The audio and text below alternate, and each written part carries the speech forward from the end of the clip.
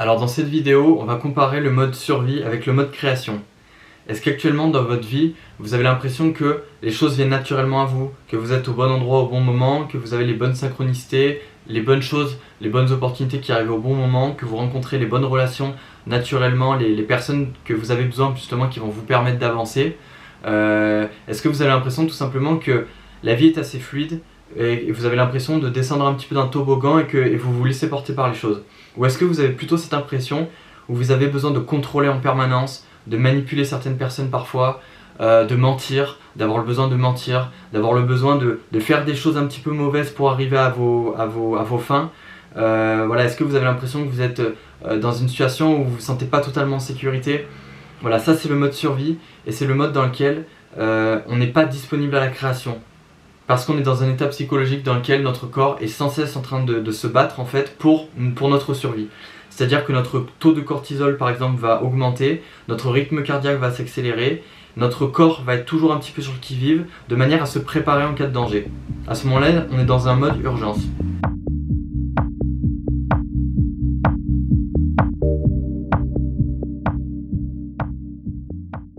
Quand on est dans cette situation, on n'est pas disponible à la création. On n'est pas apte à manifester des choses dans notre vie parce que notre corps en fait utilise toute son énergie pour ses ressources primaires, c'est-à-dire il va utiliser toute son énergie pour faire en sorte que notre corps soit combatif, que notre corps puisse résister, que notre corps puisse avancer plus rapidement pour aller plus vite, faire des choses en cas d'urgence, être toujours préparé, toujours sur le qui-vive. Voilà, ça c'est l'énergie en fait de survie, c'est le mode survie.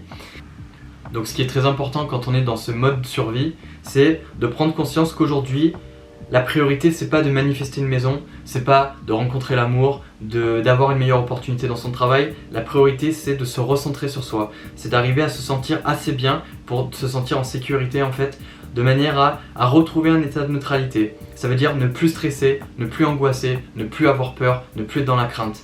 Donc c'est vraiment de se concentrer non pas sur l'extérieur, non pas sur un événement extérieur, parce que de toute façon on n'est pas dans la capacité de manifester quoi que ce soit vu que notre énergie part d'un sentiment de manque et d'un sentiment de besoin, mais c'est d'abord de se concentrer sur retrouver un état de neutralité, c'est-à-dire un état dans lequel on peut au moins se sentir bien, au moins on peut se sentir au moins paisible et on a la capacité d'être dans le moment présent.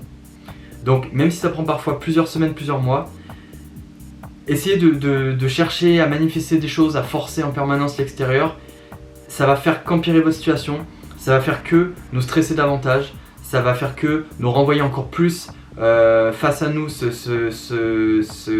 le besoin qu'on a, c'est-à-dire nous envoyer non tu n'auras pas ça, encore plus, on va se ressentir encore plus dans le besoin, on va se ressentir encore plus dans le manque et on va se ressentir encore plus mal.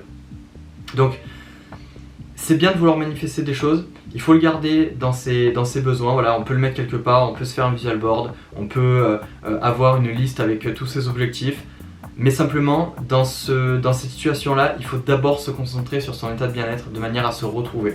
Voilà. C'est pour ça que les gens qui ont la capacité de manifester des choses simplement et facilement, c'est des gens qui vont bien à la base, c'est-à-dire qu'on ne peut pas manifester quelque chose quand on part de ce sentiment de manque, de besoin, parce qu'on est dans notre corps combat en fait en permanence pour nous mettre en survie. À ce moment-là, notre corps en fait met toutes ses ressources en œuvre nécessaires à notre survie. Donc voilà, il faut prendre conscience de cet état-là et se dire bon maintenant j'ai besoin de quoi? J'ai besoin de me ressentir bien, voilà, de me ressentir, de pouvoir profiter de la vie tout simplement, d'être en accord avec moi-même et d'être dans une situation où je me sens en sécurité.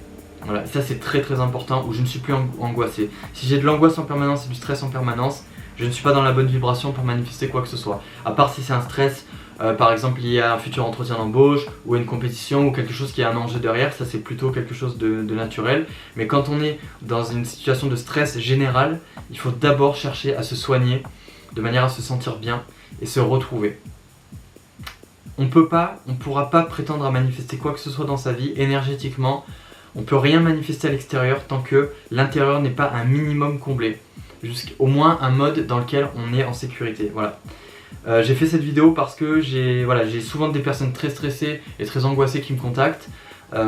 Et il faut vraiment prendre conscience que voilà, les gens veulent toujours manifester des choses. C'est bien de vouloir manifester des choses, mais il faut d'abord être dans un état dans lequel on se sent un minimum bien.